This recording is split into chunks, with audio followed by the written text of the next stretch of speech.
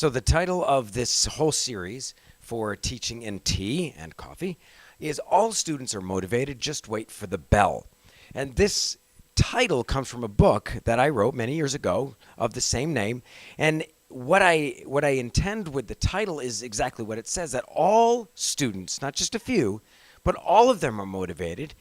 Some of them just aren't motivated to listen to us in the classroom.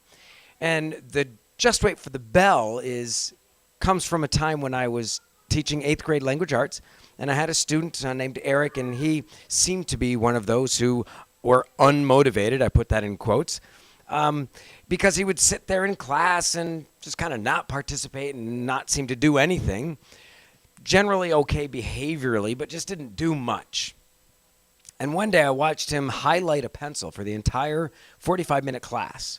And I thought, my goodness, what is going on? Why is this kid just so not with me? I did everything that I knew to do as a young teacher, proximity control and stand right next to his desk and even lean on his desk a little. I'd put my hand on his desk. I'd do the tapping on the desk. I even leaned in and whispered to him, hey, is everything okay? Okay, right now we're getting out our books and all of that. Super nice and sweet. And I was like, I don't get this. What is going on?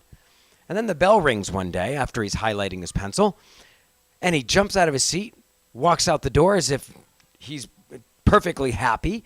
And so I follow him out the door, and I look down the hallway, and he's gibbering with his friends and having a grand old time. And I realized, okay, wait a minute. That was almost purposeful in the sense that he was motivated just not to do what I wanted him to do. He was motivated to do nothing or to sit there and stare out the window or highlight a pencil or whatever. And so this entire course on All Students Are Motivated follows that same track. And specifically, this lesson is called Why Do They Do That? And it joins two of my favorite things in life. One is motivation, behavior, human behavior. Why do people do what they do? And it brings together the educational piece, of course, talking about in a school and teaching and training teachers. So why do people do what they do? I'm fascinated by that. I've studied it. And so that's what we'll be working on. Before we get there, though, we all, as adults and even our students, are not always as passionate about the topic as we are, the lesson. I've been thinking about this Teaching in Tea series and specifically the All Students Are Motivated. But you may not have been. You may have realized 10 minutes before coming here, oh, that's right, we've got that thing today. And that's okay. That's normal.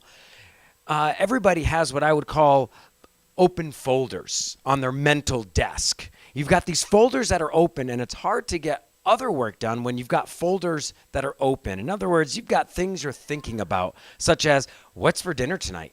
Or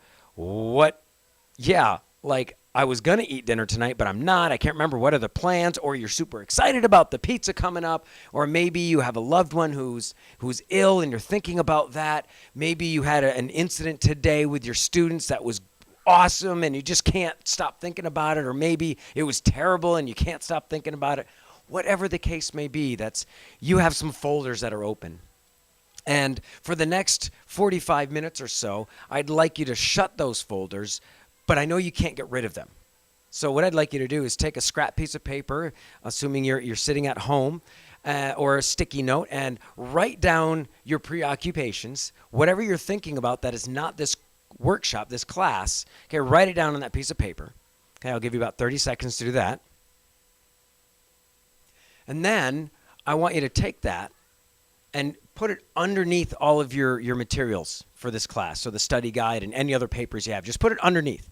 And that way, when you're done, you can pick up all of your stuff and you'll see there it is. So you can reopen that folder. So what I've done right now, in essence, is close that folder. Next, I'd like you to take a note card and write your name on it. Put your name on the note card, whatever you want me to call you in this class. And on the back side, I'd like you to write down, express any fears you have about this class, any concerns you have about this class, and also what are some of your expectations about the class? What are you hoping to get? Any goals you have for this class? Take about 30 seconds to a minute to do that. All right, and now let's get on to the agenda for the entire course, for the whole class, these 8 weeks here. We're going to review the functionality of behavior. Why do people do what they do? Going to provide an overview of the research. I love the theoretical aspect of behavior and even pedagogy and such, because for me, it helps me become more effective in utilizing the strategies that come from those theories. We're also going to illustrate some of the major themes. We're going to tease out from these theories of motivation and behavior how we can apply them in the classroom, and that's the last bullet point there, which is learning the actual keys or strategies to redirecting student motivation. Again, all students are motivated. We just need to redirect that motivation. So particularly for lesson 1, we're going to look at the functionality behavior and learning keys to redirecting motivation. Have you ever experienced this? All right, today we're going to start with the fact, which is up on the board. We have a new quote quiz for this week. Excuse me. Alejandro, do you need something? Miss Fred, I don't have my pencil. You only have one pencil? Yes.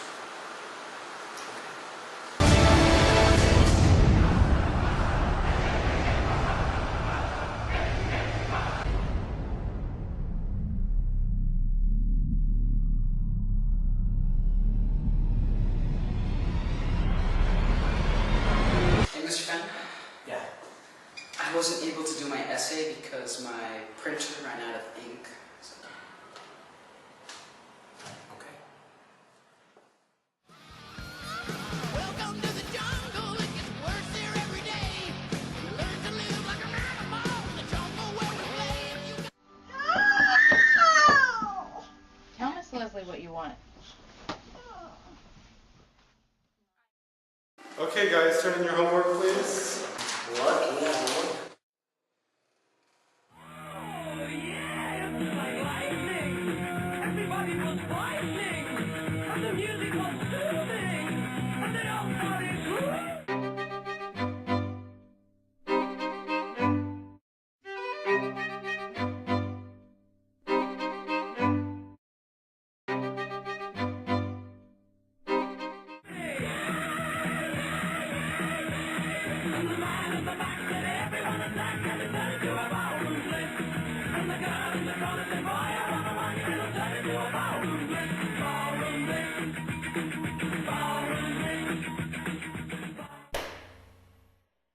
Good morning, ladies and gentlemen. I'd like you to take out your materials for the quiz. You need a pen or a pencil.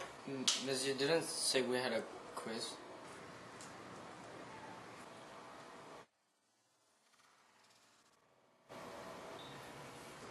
I need somebody help, not just anybody.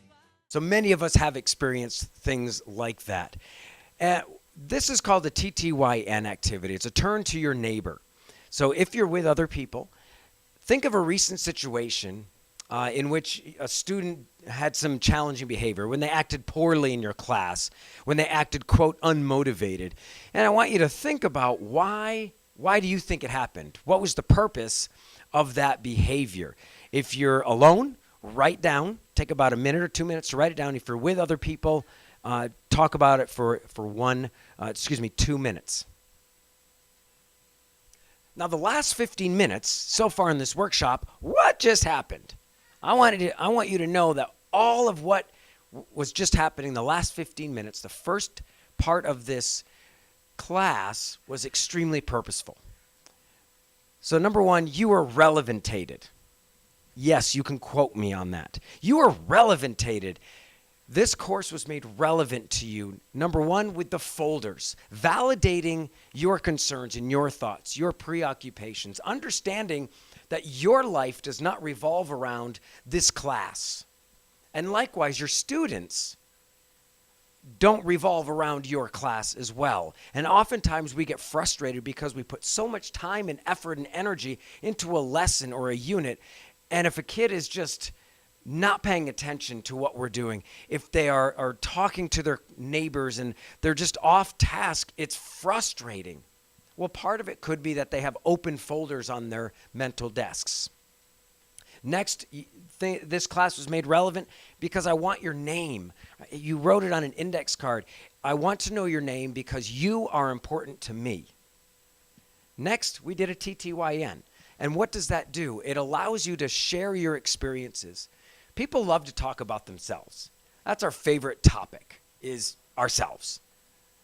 So why not allow us to share our experiences and have a common foundation there? And then finally, the video. I feel your pain. I do. I've been there. It is real. All of these things here make this class relevant. That's very important for our classes with our students. And the other thing is you are objective-ified, not objectified, but objective-ified, meaning there are objectives. It's very clear where we're going with this course and what we're going to be doing. And so you have a sense of, oh, I know where we're going. The agenda for the class was given, both for the whole course and specifically just for this class. And what does that say? It says, I have a plan as the teacher, the instructor, and also we are going somewhere. And that, for many students, is motivation enough just to go, oh, okay, you're not making this up as you go along. So now let's look right at it.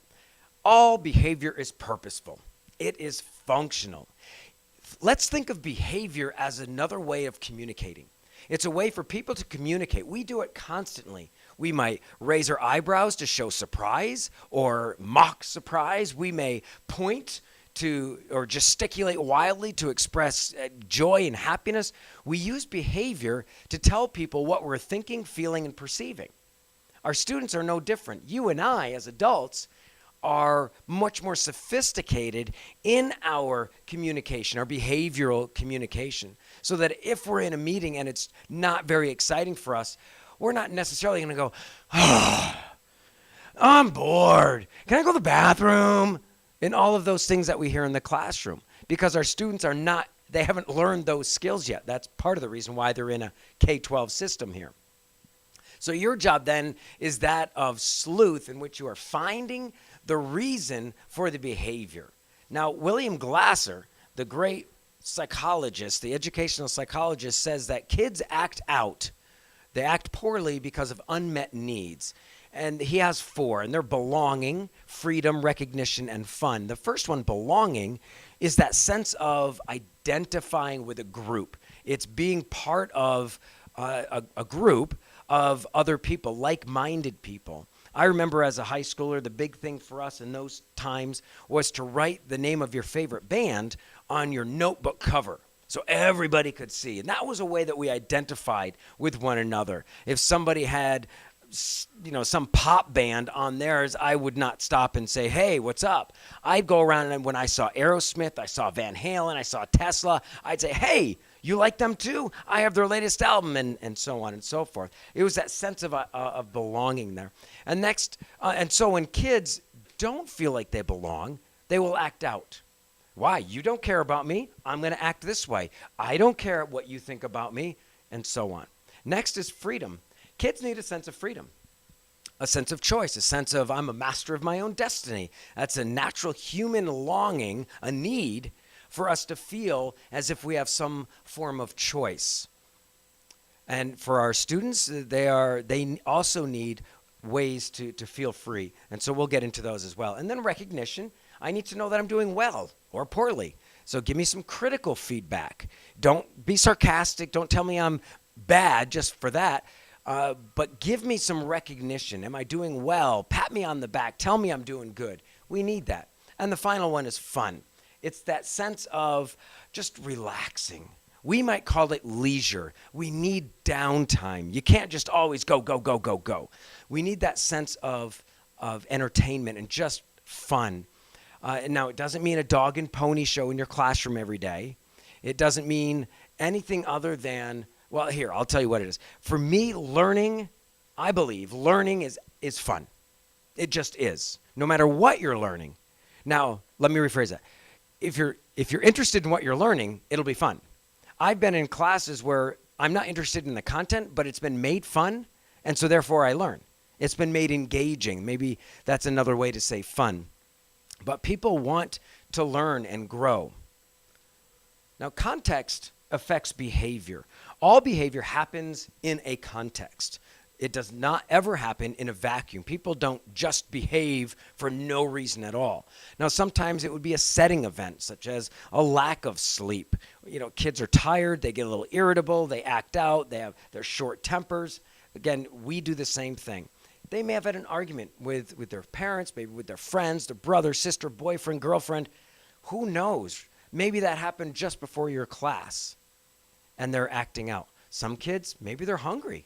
Or maybe they're too full.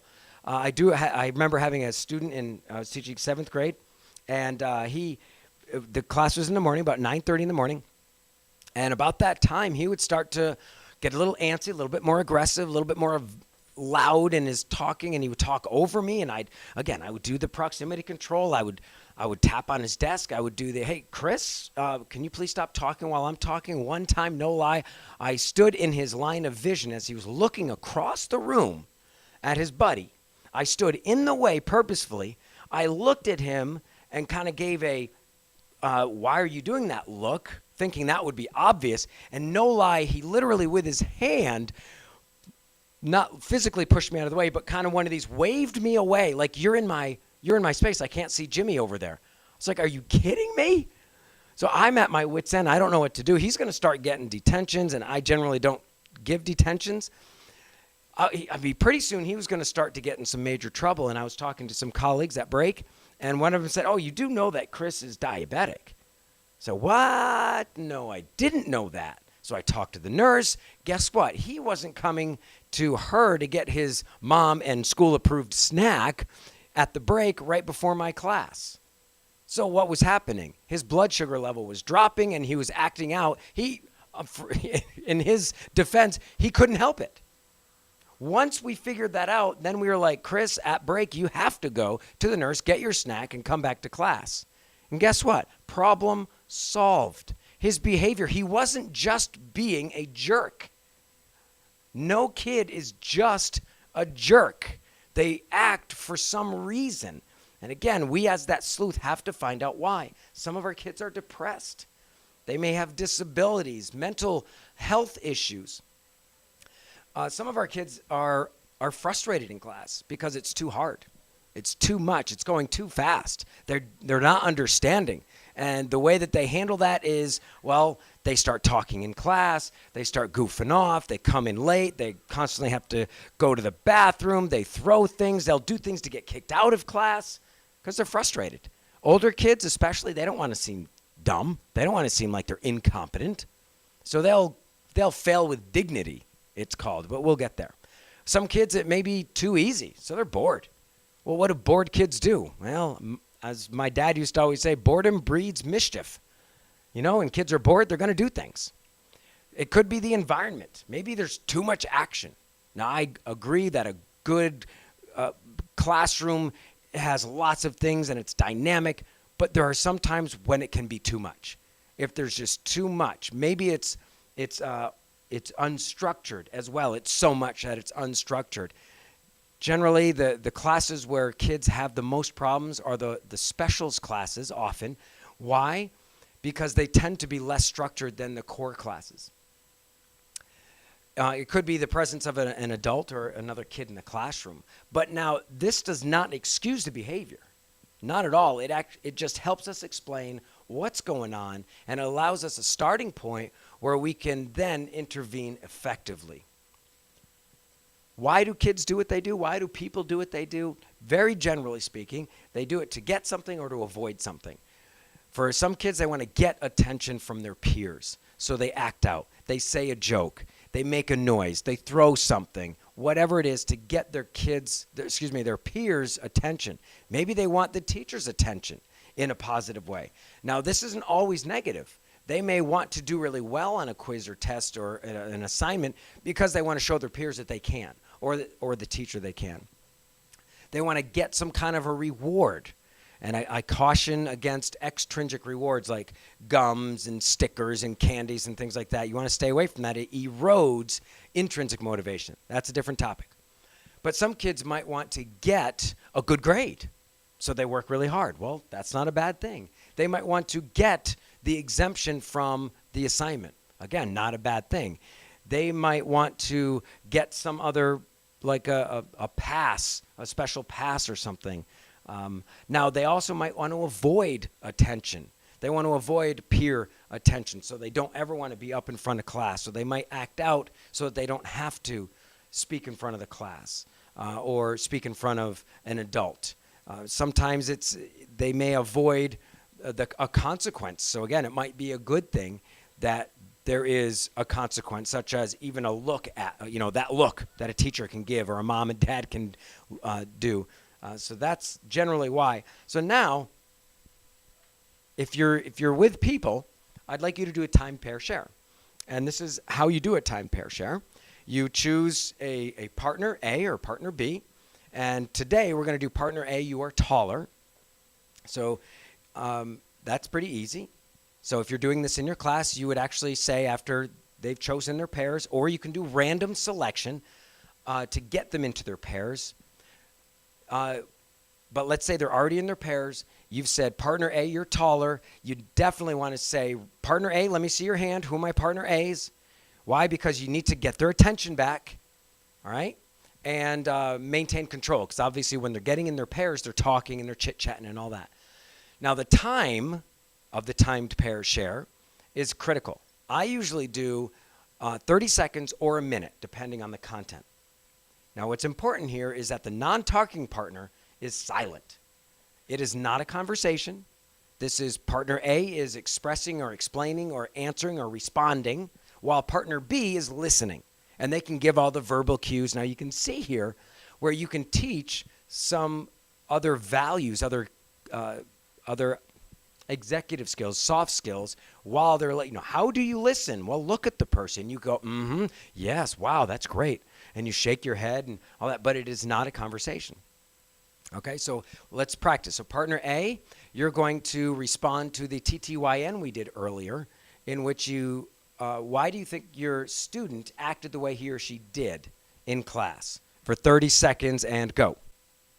All right, stop. Now, partner B, you're going to answer the same question. Now, before we get there, here's another thing you can do in the time pair share to teach some executive skills or soft skills, is you can say, partner B, I want you to say to partner A, thank you for that exciting explanation. And then partner B says that to A. And then you say, partner A, you say, thank you very much. And what you're doing is you're providing them the words and the phrases to have a sophisticated, proper conversation. All right, so partner B, you're going to respond to partner A, you're going to respond to the TTYN. Why do you think the student acted the way he or she did? 30 seconds and go. So then after that, what's great about the time pair share is in 1 minute, give or take, so let's call it 2 minutes, you have been able to watch all of your students, every single one of them has engaged in the content. That's why I love these cooperative learning structures. Okay, so now let's get right into some strategies here. Now, this first one seems obvious, is to greet your kids. Stand just inside the door or just outside the door, and as they come in, you say, hello, how are you? Good morning, good afternoon. Give them a high five, give them a fist pump or something, a handshake. Smile. You're greeting them into your room. It says a lot when you greet somebody into your room. It says it's yours. Therefore, you are the authority in the room. It also is inviting. It reduces any kind of anxiety of, oh my gosh, is this going to be a hard class? Is this person like me? Blah, blah, blah, blah, blah. It makes it inviting and just a little bit more exciting. It also allows the kids to know that you do care about them. The second strategy is the use of bell work. So as the kids come in, they're working on something. Generally, it's going to be a very short mini lesson, so a mini lesson of just a few minutes. They're going to respond to a question that's posted up on the board. But think about bell work as primarily a routine to get the kids into their seats and ready for class. Secondarily, it's for content or skills. That's very, very important. Don't look at bell work as a way to teach content. Think of bell work as a way to get the kids in to their seats so that you can begin the work. So for example, kids come in, and you have to teach them and model for them exactly what you mean by even sit down. Do they have assigned seats? Doesn't matter how they sit. I mean, some kids come barreling into the room and they might, sit in their desk and it screeches across. No, how do you want them to come in and sit? So I would literally show them. I'd walk outside the door, and then I'd open the door, walk in, and then I would sit down in my seat, and I would start, okay, let's get out my book, and hey, yeah, man, did you see that game the other night? In other words, you model for them, and you tell them that the purpose of the bell work is to come from wherever they just were, another class, and come into the realm of, in my case, language arts, and allow their mind to code switch from whatever they had before, let's call it math, to code switch from math and the math teacher's guidelines in their room and all of the other routines for that class into my classroom and the language and the world of language arts. Just that 30 seconds, a minute, 2 minutes, 3 minutes of them entering the room, sitting down, getting out their notebook, and beginning the bell work while I allowed them to finish their conversations quietly as they worked. Because my purpose was the routine, not the content. And then after about a minute, they would generally be more quiet, and almost everybody, if not everybody, was working on the bell work. But now they're already in their chairs getting ready to work, and I didn't have to go, okay, come on. Now, I would spend a week at the beginning of the year, so if you haven't done bell work this way yet, you can start. I would do it for a week exactly this way to teach them the routine. And then I never had to teach them again. Just might have to remind them. But generally they would come in and I didn't end up wasting time. And it was very easy for the kids to come in and do their work because I validated that they had to code switch, that they had to think about language arts instead of math, or they had to think about science and not PE or whatever. The next is the age-old proximity control, being near somebody. If you have a student who's off task, whether that's putting their head down, whether that's drawing something or whatever, or talking to a student, you could, as you're giving instruction, walk over to that student, and that often does it. Just your presence there. If that doesn't do it, you might want to tap on their desk or even put your hand on their desk. They see it. You can see out of the corner of your eye that they just noticed you. And again, they should stop. In elementary, I think it would be appropriate to put your hand on their back or on their shoulder. But in secondary, middle school and high school, I don't think that's appropriate. But that's proximity control. It's very simple. Next is your teacher voice. And I like to call this one louder. And it comes from one of a favorite movie of mine that's called This is Spinal Tap. So watch this and you'll see where I'm going. This is a top to what we use on stage, but it's very, very special because if you can see, the numbers all go to 11. Look, right across the board. 11, 11, and most of 11, the and then amps go up to 10. Exactly. Does that mean it's louder? Is it any louder? Well, it's one louder, isn't it? It's not 10. You see, most blokes, be playing at 10. You're on 10 here, all the way up, all the way up, Yeah. all the way up. You're on 10 on your guitar. Where can you go from there? Where? I don't know. Nowhere, exactly. What we do is if we need that extra push over the cliff, you know what we do? Put it up to 11. 11, exactly. One louder. Why don't you just make 10 louder and make 10 be the top number and make that a little louder? These go to 11. Okay, so one louder. You have to hit the back wall with your voice. Don't scream, don't yell. Just one louder than your normal conversation. You want to get your kids so attuned to your voice and your vocal pattern that they can tell when you're speaking in your teacher voice versus when you're in your conversational voice. Right now, I'm teaching in my teacher voice, talking in my teacher voice, because I'm teaching.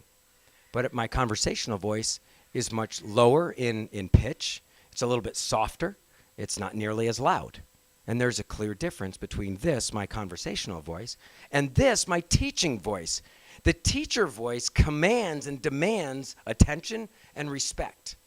Plus, all those little noises that happen in a classroom, the chair squeaking, the air conditioner on, the fan blowing, a paper falling, all those little noises are are now no longer so loud because the teacher's voice is louder.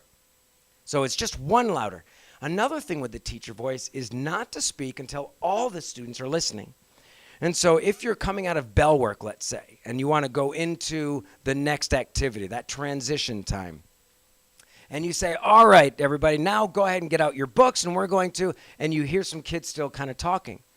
A couple things is, one, have a signal for when you need their attention. Part of that signal is just the voice, the teacher voice, but you might need something else. Elementary teachers often have claps. They have patterns that they beat out on a desk or on their hands, and that's a great system. Middle school and high school, you might need a phrase, such as, all right, everybody, listen up. Okay, listen to me. Some teachers raise their hand and stop talking. And then as the kids see you raise your hand, they raise their hand and they stop talking. I remember when I was in grammar school, the teacher used to flick the lights.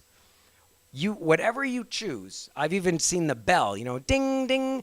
I used that once. I found it didn't work after a while. The kids really liked the sound of it. Sometimes they would start beating on it, even if when I told them not to, and I would say, okay, nobody touches this but me, but they would joke and goof around, so I had to take it away, and that meant take it away from me and create a new signal.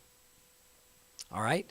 So don't speak until they're all listening. Now, sometimes you can begin your conversation and say, okay, everybody listen to me. Now, what I want you to do next, and in that 5 to 10 seconds of you saying that, conversation should stop. But if it doesn't, after you do that, then you want to stop. Sometimes just that absolute quiet, since you've got that teacher voice, when that stops and the other kids can hear that they're talking, what's great is when other students go, hey, shh. That's really when you've reached it. That's excellent stuff. So they quiet themselves down, because oftentimes they don't realize that you're talking, or they really just need to finish their sentence.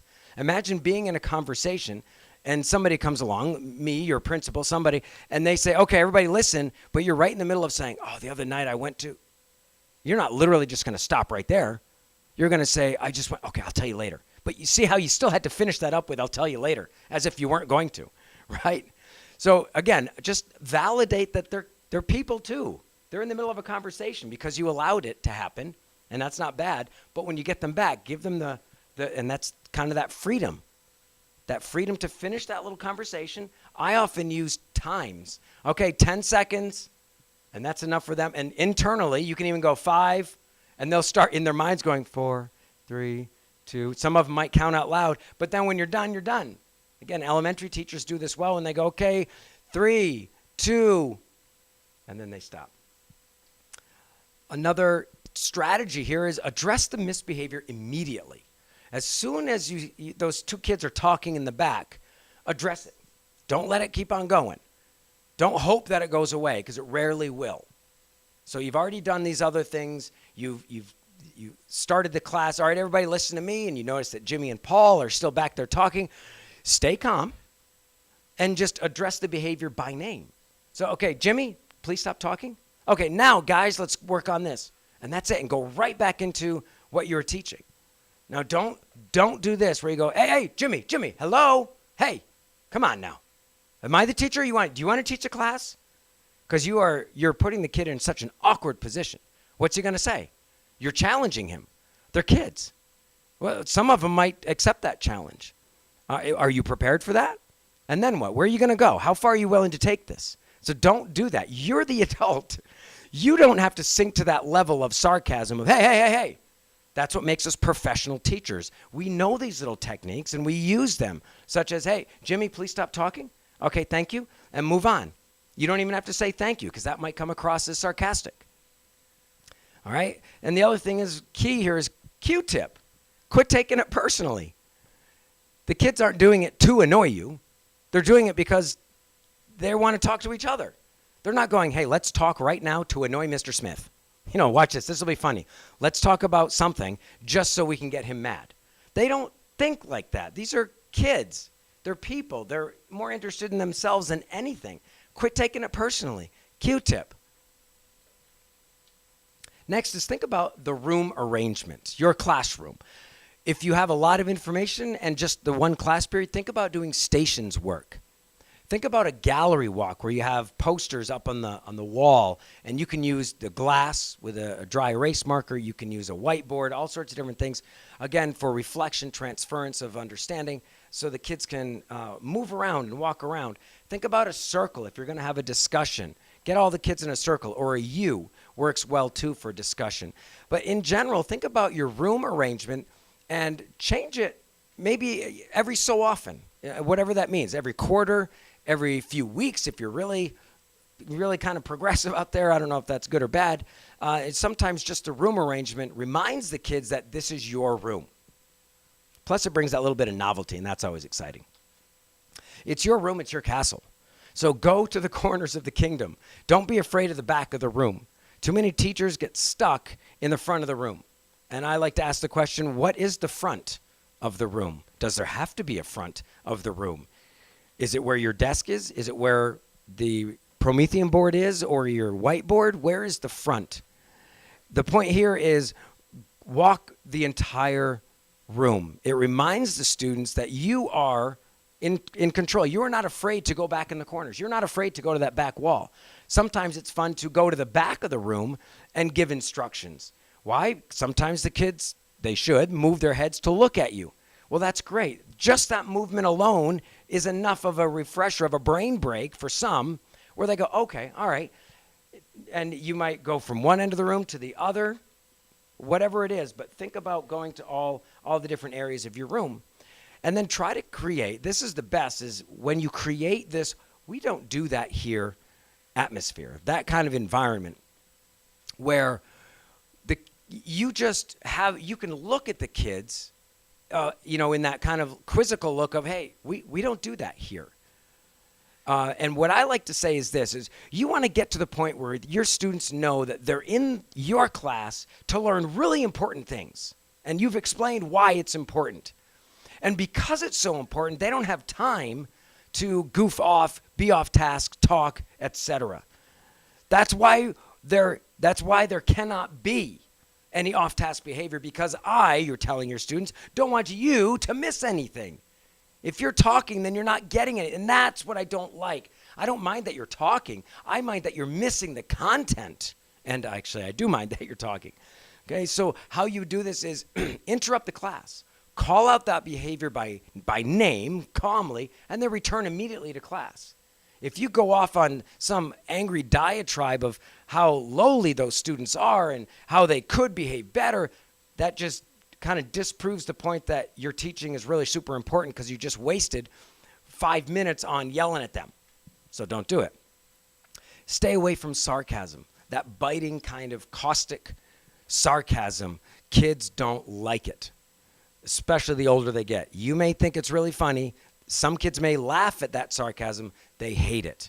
I've had so many students, both when I was a teacher, as a father, I've heard, and also as an administrator, I've heard students say, oh, I hate it when Mrs. Smith does that. She makes us feel so stupid. You may think you're being funny. Well, you're not. Don't do that. Don't use sarcasm like that. And then the other thing is, don't say things like, well, you know what? Last year's group was better than you guys. Or, you know what? Kindergartners behave better than you. Again, you're resorting to name calling. Don't do that. It's your room, your castle. You don't have to do things like that. And then finally, we get to the walkaway, where you call on a student to respond to something. And instead of walking toward that student, which is normal, natural, you walk away. And what that does is it forces that student to talk louder so everybody can hear. And I've even done this, and this is really good, is as you're walking away from that student, and they're talking probably about this loud and all that, and you say, okay, no, I couldn't hear you. Can you speak louder? Because what you have is so important. I want everybody to hear it. Say it nice and loud. And they do. And what's great is you're increasing their own value of self, their own, I don't want to say self-esteem because that's went in a wrong direction, but you raise their level of, I can do this. Oh, okay, he wants to hear from me. Great. Plus, you also get in some proximity control to the other side of the room. So as Jimmy is talking over there, you're over here, and you're engaged in a proximity control to this half of the room. Because often what happens when you naturally walk toward the speaker is they get quieter because you're moving toward them.